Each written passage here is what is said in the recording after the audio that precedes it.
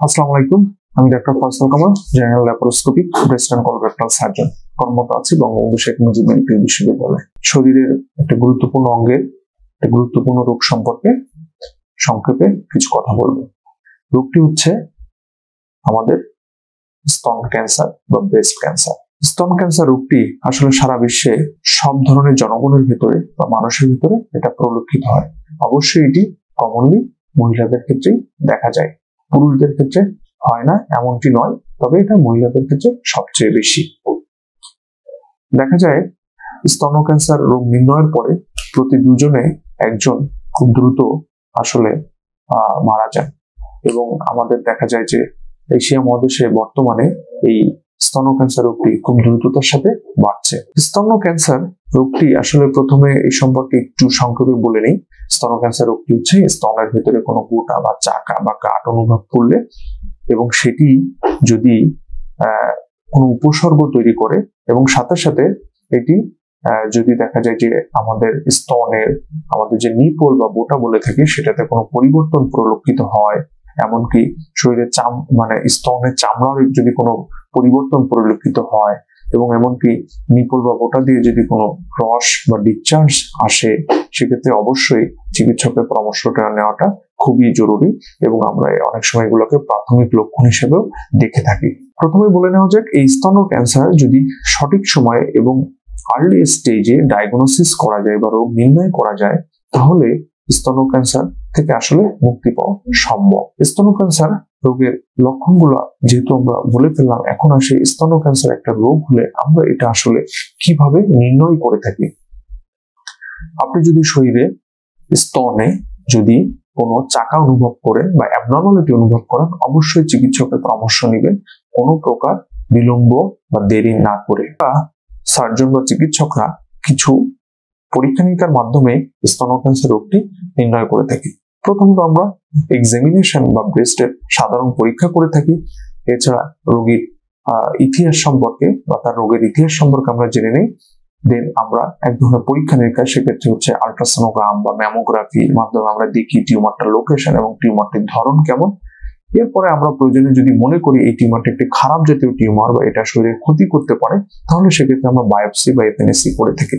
এটাকে triple assessment বলে। এই ট্রিপল অ্যাসেসমেন্টের মাধ্যমে আমরা স্তন ক্যান্সার রোগটি সঠিকভাবে নির্ণয় করতে পারি এবং এটাই একটা স্ট্যান্ডার্ড পদ্ধতি এবং এটা সারা বিশ্বে রোল মডেল হিসাবে ফলো করা হয়। এখন স্তন ক্যান্সার আসলে অনেক সময় রোগীরা প্রশ্ন করেন আসলে হওয়ার কারণটা কি। এর কারণ আসলে অনেকগুলো ফ্যাক্টরের সাথে জড়িত এবং এই ফ্যাক্টরগুলো জেনে রাখা খুবই গুরুত্বপূর্ণ।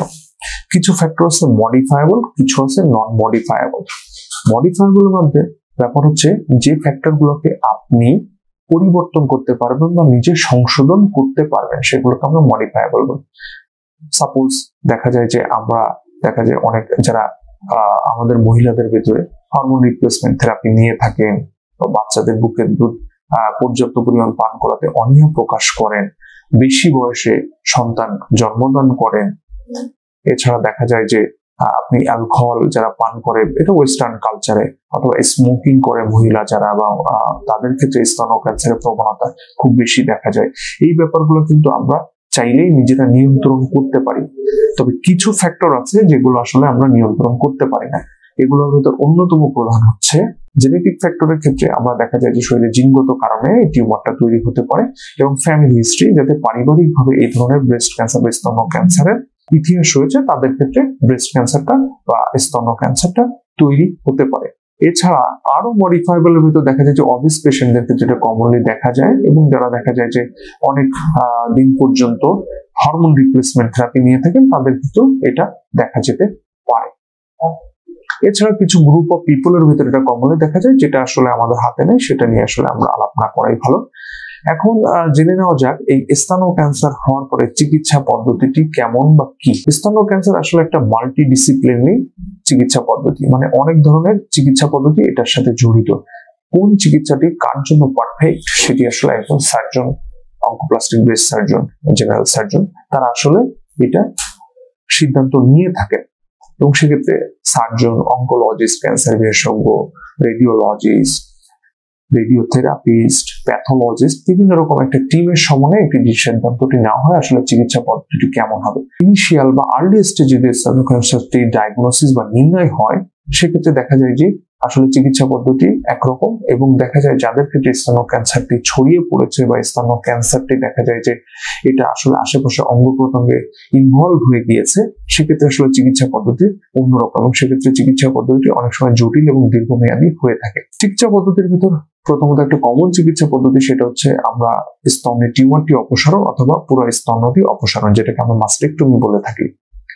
তবে টিউমারটি যদি এক্সিলা বা আমাদের বগলে চলে গিয়ে থাকে, ছড়িয়ে পড়ে থাকে, তখন এক্সিলার ক্ষেত্রে আমাদের আর্মপিটে এখানে সার্জারি প্রয়োজন হয়ে থাকে।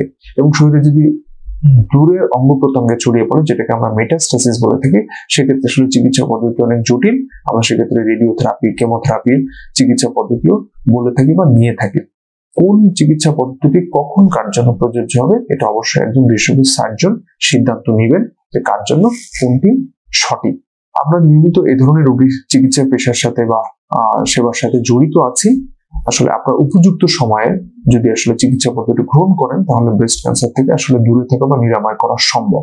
এবং সেক্ষেত্রে আমরা সবসময় একটা পরামর্শ দিয়ে থাকি, সেটি হচ্ছে সেলফ ব্রেস্ট এক্সামিনেশন। এটা আমাদের মা বোন মহিলা যারা আছে তাদেরকে বলে থাকি, অ্যাটলিস্ট অন্তত মাসে একবার হলেও নিজের স্তনটি সঠিকভাবে নিজে নিজে পরীক্ষা করে দেখুন, কোনো অ্যাবনর্মালিটি বা কোনো চাকা বা কোনো অস্বাভাবিকতা অনুভব করছেন কিনা। ধন্যবাদ সবাইকে, আশা করছি ভালো লেগেছে সবাইকে জন্য। কোনো প্রশ্ন থাকলে আমাদের অবশ্যই কমেন্ট সেকশনে জানাবেন। ধন্যবাদ সবাইকে।